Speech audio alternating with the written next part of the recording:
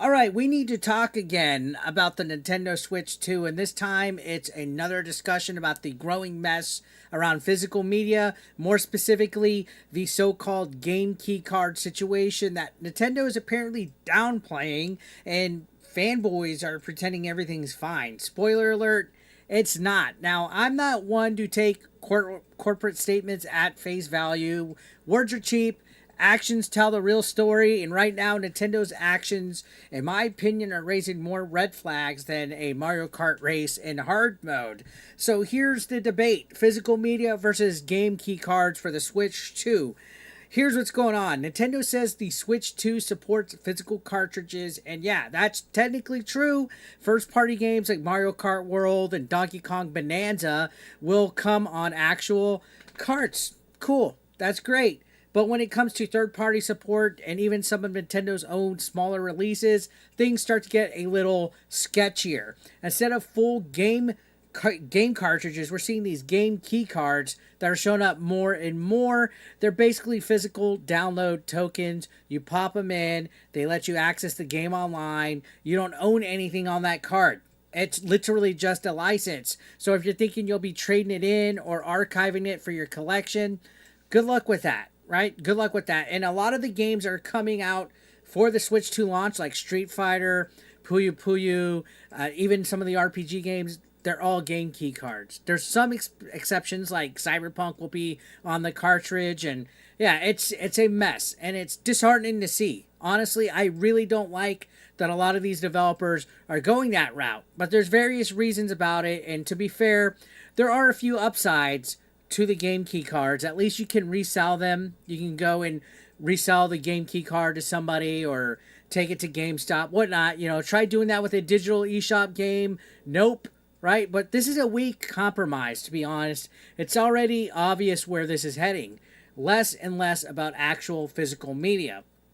And if you're like me, you're all about the physical media. I mean, look at all these games that are standing there back behind me collecting dust. So, Doug Bowser did an interview, and he had a carefully worded promise, which we're going to talk about. So, Doug Bowser, who is Nintendo of America's president, I still think it's hilarious that his name is Bowser, but he recently did an interview trying to assure everyone that physical games are still important. But here's the kicker: he specifically says in the immediate future.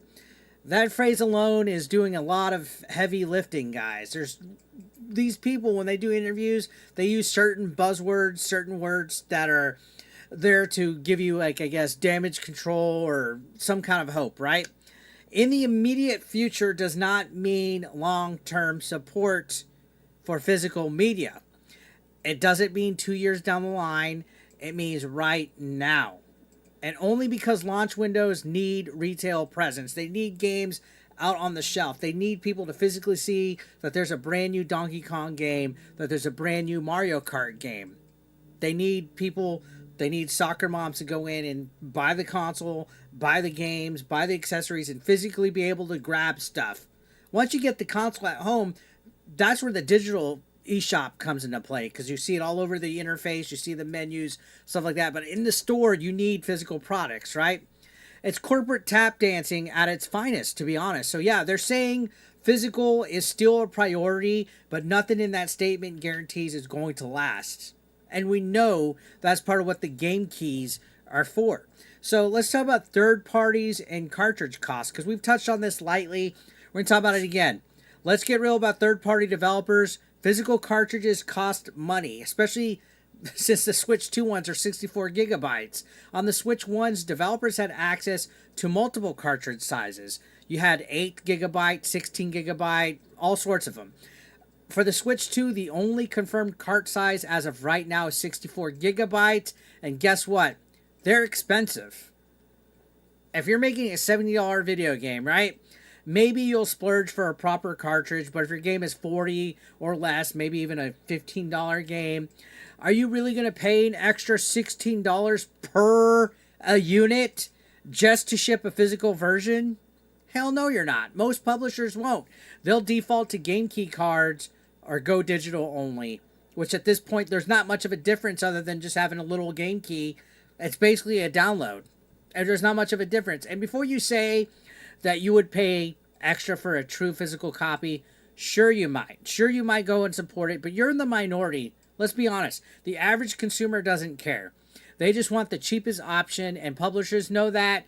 So don't expect widespread physical third-party releases on Switch 2. It's already looking like the majority of the third-party releases, with the exception of some like Cyberpunk, this launch are all going to be game key cards. It's looking that way. And I think it's going to be like that for the future. Now, Nintendo is even looking like they might go digital only for some small games. You know, you're thinking, oh, well, Nintendo will still stick to real cartridges for their own games. No, you're wrong. There's already a couple of examples. The Welcome Tour, the Nintendo Switch Welcome Tour is launching day one, and it's $9.99, and it's digital only. And then there's that weird wheelchair game, wheelchair basketball game. I don't even know the title. I can't even think of it off the top of my head. But it's probably going to be like $30 or $40. And Nintendo's not going to print cartridges for that game. I can already tell you that game is probably not going to get a physical copy. If it does, it'll be a year from now probably, with accessories like Snipper Clips was. And yeah, I mean, you think about like the Switch OG, some of the games got cartridges, but they had more options, right? Game Builder Garage, they got a physical release on Switch 1, but that was different times with more cartridge size flexibility. These days, Nintendo might start reserving cartridges only for their biggest hits, not these small projects that quietly slip into digital only territory. So what does this mean for physical collectors, guys? If you're a collector expecting a fully fleshed out physical library for the Switch 2, lower your expectations a bit. I think unless Nintendo surprises us with more cartridge sizes, or third parties suddenly decide to eat the cost, which they won't, spoiler alert, you're looking at a much smaller physical lineup this console generation for the Switch 2. And I'm not saying it's all doom and gloom, all right? Some physical games will still exist, especially first-party titles, but the writing's on the wall.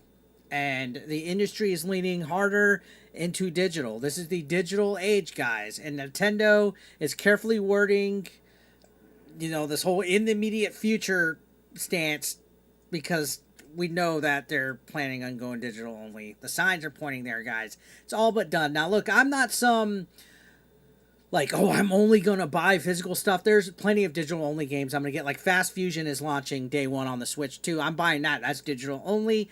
I also enjoy convenience of digital. I had Mario Kart digital only on the Switch OG. Used to pop it, boom, hit the button on the menu, and I'm in. But I also can see the value of owning what you buy, especially when ownership these days just means you're renting access to a server. So yeah, maybe I'm part of the problem, but at least, you know, I still kind of speak my mind about it if I don't like something. I don't like these game key cards. So let me know what you guys think in the comments down below. Is Nintendo slowly phasing out physical media? Are game key cards a reasonable compromise, or are they just a slippery slope? Sound out below, and if you're new here, hit that like button and subscribe. We're on the road to 100,000 subscribers. I'll catch you on the next video. Thank you so much for watching.